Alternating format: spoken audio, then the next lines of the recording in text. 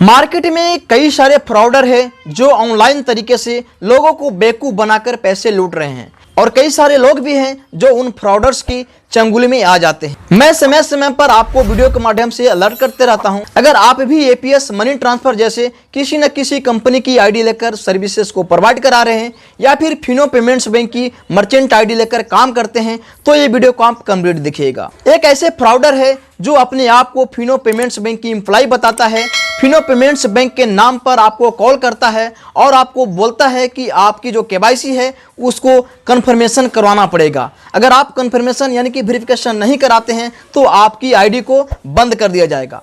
आपको एक लिंक भेजता है, लिंक भेजने के बाद आपको कॉल करता है और बोलता है कि जो आपको मैसेज आया है उसको ओपन कीजिए और जो लिंक दिया गया है उस पर क्लिक करके अपनी सारी जानकारी को वहां पे डालिए।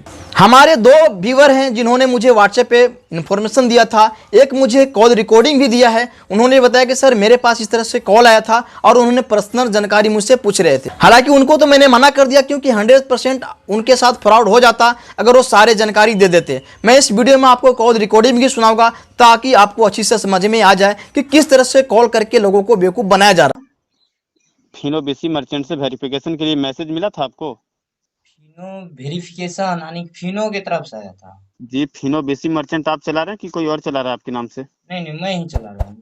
आप ही चला रहे हैं। देखिए मोबाइल पे मैसेज गई होगी सर, मैसेज पे लिंक होगा, लिंक पे क्लिक कीजिए तो उससे क्या होगा? आपको केवाईसी वेरिफिकेशन करना होगा सर। जी, केवाईसी क्या चीज से लगेगा केवाईसी करने में? सर वहाँ पे पहले आप लिंक जो मैसेज मिला उसको क्लिक कीजिए। मैं आसान कर- जानकारी आपको बता दे रहा हूँ, ओपन कीजिए। कर दिए। मिला मैसेज मिला आपको? हम्म हैं? मिला।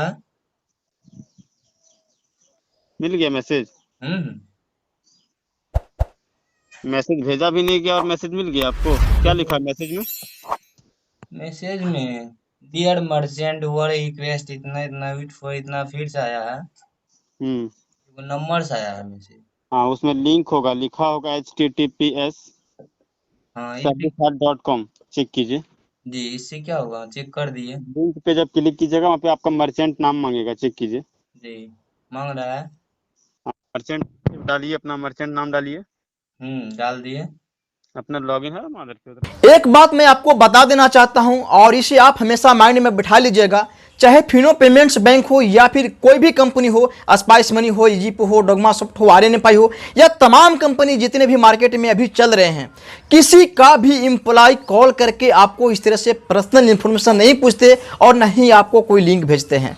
चाहे व्हाट्सएप हो, टेक्स्ट मैसेज हो या फिर ईमेल हो, किसी भी तरह के ऐसे कोई लिंक आपको नहीं दी जाती है जिसके माध्यम से आपको प्रोसेस करवानी है। अगर केवाईसी करने की आवश्यकता भी है तो उन कंपनी की खुद एक अपनी पर्सनल वेबसाइट होती है, एप्लीकेशन होती है। केवाईसी अगर करना ही हो तो उस एप्लीकेशन के माध्यम से, वेबसाइट के माध्यम से केवाईसी करवाएगी क्योंकि वहां पे उनको ऑप्शन दिया गया है, उनके पास सारा सिस्टम है। तो फिर इस तरह से लिंक भेजकर केवाईसी क्यों कराएंगे? ये चीज आपको मन में बैठा लेना होगा कि कोई भी इस तरह के आपको कोई मैसेज करता है या फिर व्हाट्सएप हो या फिर कॉल हो या फिर टेक्स्ट मैसेज हो या मेल हो तो 100% फ्रॉडर है। क्योंकि अगर कंपनी की एम्प्लॉय होगी तो इस तरह से आपको कॉल नहीं करेगी क्योंकि उनके पास सिस्टम है, वो एप्लीकेशन या फिर वेबसाइट के माध्यम से प्रोसेस करवाएगी। और अगर हम थोड़ी देर के लिए मान ले कि वो कंपनी की एम्प्लॉय है तो इसकी क्या गारंटी है कि एम्प्लॉय हमारे साथ फ्रॉड नहीं करेगा?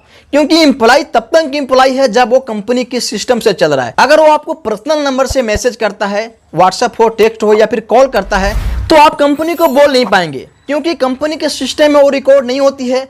पर्सनल नंबर से वो आपसे क्या बात करी है, क्या प्रोसेस करवाया, वो कंपनी के पास रिकॉर्ड नहीं होती। अगर आपके साथ फ्रॉड होता है तो आप कंपनी को नहीं बोल सकते क्योंकि वो आपको पर्सनल नंबर से सारी प्रोसेस करवाया है। और कभी भी कंपनी की एम्प्लॉय होंगे तो पर्सनल नंबर से आपको ये सारी प्रोसेस नहीं करवाएंगे। तो सबसे बढ़िया यही रहेगा कि अगर किसी भी तरह के आपके पास इस तरह से मैसेज आता है, कॉल आता है तो आप उस कॉल पे किसी को भी अपनी पर्सनल इंफॉर्मेशन ना दे और ज़्यादा बेहतर होगा कि आप उसको ब्लॉक कर दे या फिर आप उसको प्यार से बोले कि अगर आप कंपनी की एम्प्लॉय हो तो आप उस नंबर से मुझे कॉल कीजिए जो कंपनी की वेबसाइट पे दी हुई है। और आप किसी भी कंपनी के साथ काम कर रहे हैं या फिर फिनो पेमेंट्स बैंक के साथ काम कर रहे हैं तो आप नंबर जरूर रखिए। अगर किसी भी तरह की इस तरह से कोई ऑफर आती है या फिर कोई अपडेट आती है तो कंपनी को डायरेक्ट कॉल करके आप पूछें, क्योंकि अगर इस तरह की कोई अपडेट आती है तो कंपनी को भी पता होगा, तो कंपनी से आपको रियल जानकारी मिलेगी। अगर आप थर्ड पर्सन कोई ऐसे व्यक्ति आपको कॉल करके बोलता है तो आप उस पर कभी भी भरोसा ना करें। डायरेक्ट आप कंपनी से बात करें या फिर आपने जिससे आईडी लिया है उससे बात करें।